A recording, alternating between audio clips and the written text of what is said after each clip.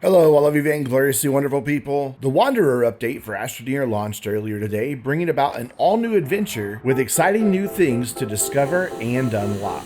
Now, don't worry, I'm not going to get into any specific spoilers about those discoveries, but I do want to take a quick look at what's new and give you my initial impressions for this update. Before we get into the update, though, I want to take a second and look at Systemera's updated roadmap for Astroneer. They hosted a roadmap update earlier this week, and for the next few days, you can watch their video on demand over on their Twitch channel. I'll be sure to include a link in the description down below. This fall is going to see quite a bit of new stuff for Astroneer, with the groundwork update coming in October that will bring about drill UI improvements, horns for vehicles, and much more. According to what was said on the live stream, the groundwork update is all about manipulating the terrain of the planets, which means we will most likely be getting even greater control over how we build, deform, and, well, manipulate the terrain around us. There's also going to be some spooky Halloween themed stuff coming to the game, but they weren't really forthcoming with the details on that. In November, on top of the game releasing on physical copies in stores, on top of the release for PlayStation 4, and on top of dedicated servers to host multiplayer games, we will also be receiving the long-anticipated creative update. We will be able to swap save files from creative mode to adventure mode and vice versa, but they did mention that any save file that has been in creative mode at any point will not count towards achievements in the game. Again, there wasn't a huge amount of detail in the live stream, but the Trello roadmap mentions new terrain brushes, a creative mode suit, True Flat 2.0, and a lot more, along with a very interesting new development. Beyond November, a lot of other exciting stuff's being worked on, and I'd encourage you to check out that video on demand from Systemera's Twitch stream earlier this week.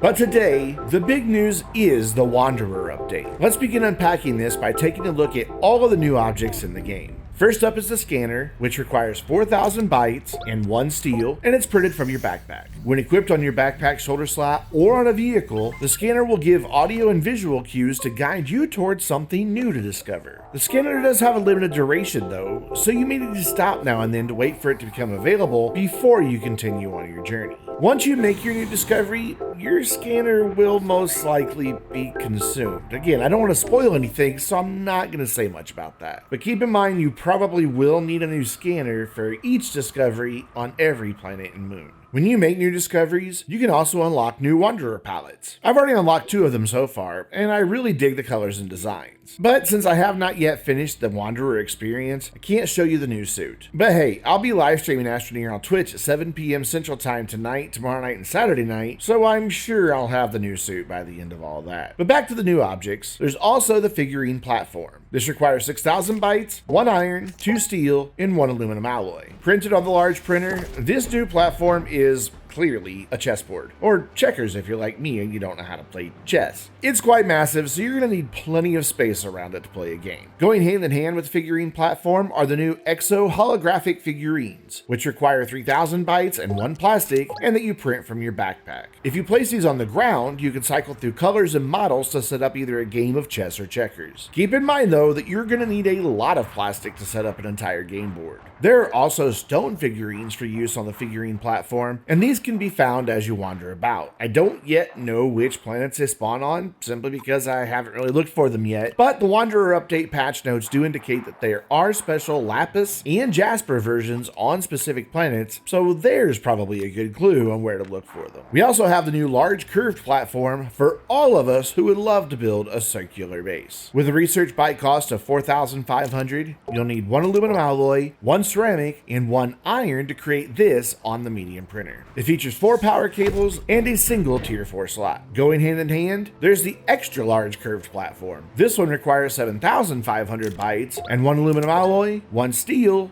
and 2 titanium. Once printed on your large printer, you'll receive a huge rounded platform with 2 tier 4 slots and a single tier 2 slot, along with 4 power cables. Put together, these new platforms will really help us in creating some great new layouts for our bases in Astroneer. In addition to all the new items, the in-game camera was updated to include 2 new filters that you can cycle through once you snap a photo. That way you can give your snaps a distinct look. On top of that, there were a handful of quality of life updates, including the boost mod now properly affecting in tool speed when it's combined with a narrow or wide mod, and that's regardless of slot position or equipping order. Plus, any combination of augments can now be equipped simultaneously. Beacons now have 10 colors, and fireworks and reaction and aux slots will now fire without delay, though there is still a delay when they're fired from the ground or a non-reactive slot. This should really help out the players that are struggling with that fireworks related achievement. And rounding out the quality of life fixes, Tier 1 platforms now have oxygen rails. There were a couple of bug fixes and general tweaks to the game, but I'm not going to go into the details of all those, so you can check out the specifics in the game patch notes. I'll include a link to those in the description down below. While I've only played with the Wanderer update for around 90 minutes so far, I am impressed overall. There was a bit of disappointment, however. When I first saw the scanner and the roadmap images, I was hoping this is going to be used as some sort of lasting mapping system that the game desperately needs. Sadly, its functionality is limited only to new discoveries in the game, but it does lay the groundwork to hopefully bring about a more complete wayfinding or mapping system in a future update. Aside from that, I quickly scanned and found 2 of the new discoveries, giving me just a bit of concern that there might not be more than an hour or so of new gameplay required for this new adventure. That said, there are tons of stone figurines to search for, and I am genuinely looking forward to seeing what happens once I've discovered everything there is to find in the Wanderer update. But what do you think? Be sure to leave a comment down below with your thoughts on this new update. Better yet, join the Vainglorious Discord server where we have an ever-growing number of Astroneer fans who are ready to talk to you about it in chat and voice channels. And as I mentioned earlier, I'll be live streaming Astroneer tonight, tomorrow, and Saturday at 7 p.m. Central Time at twitch.tv/Vainglorious Gaming, so I hope you'll join me there as I wander around looking for everything new that I can find. And until next time, I'm Brandon, reminding you to stay vainglorious.